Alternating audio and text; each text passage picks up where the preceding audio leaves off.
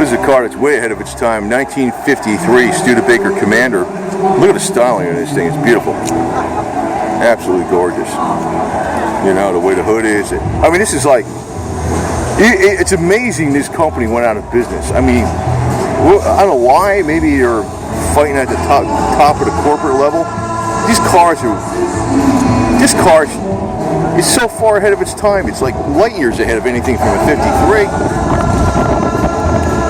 Genuine Studebaker air conditioning too.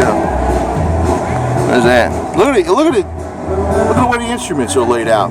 You got 4 big pots, and everything is like laid out really good. Now look at the interior too. The way the glass is and all wraps around like that. Look at that. Chrome trim on there. Bent windows. And you got these are wild rail hubcaps with white walls. The thing is, yeah, it's amazing. Some of the best cars are no longer. This car company too. I mean, look at this car company. I'm saying to myself, there had to be a real story why this company went out of business that had nothing to do with the quality of their cars or the design of their cars. It had something to do with mismanagement or something. I don't know. Corporate fights. I don't know. So I'm looking at this car. I'm thinking, even this car costs a lot of money. This car was light years ahead of its time. This definitely would sell. There's definitely enough people buying this thing.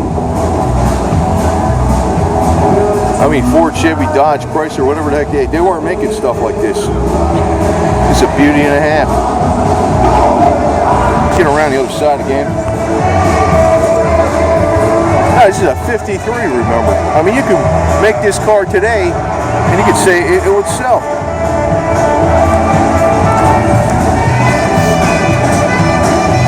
Look at that. Look at the way the front is swooped on it, too. You know? This car would sell today just like it is. Beauty, 53. It's freaking 67 years old, isn't that right? 66 years old.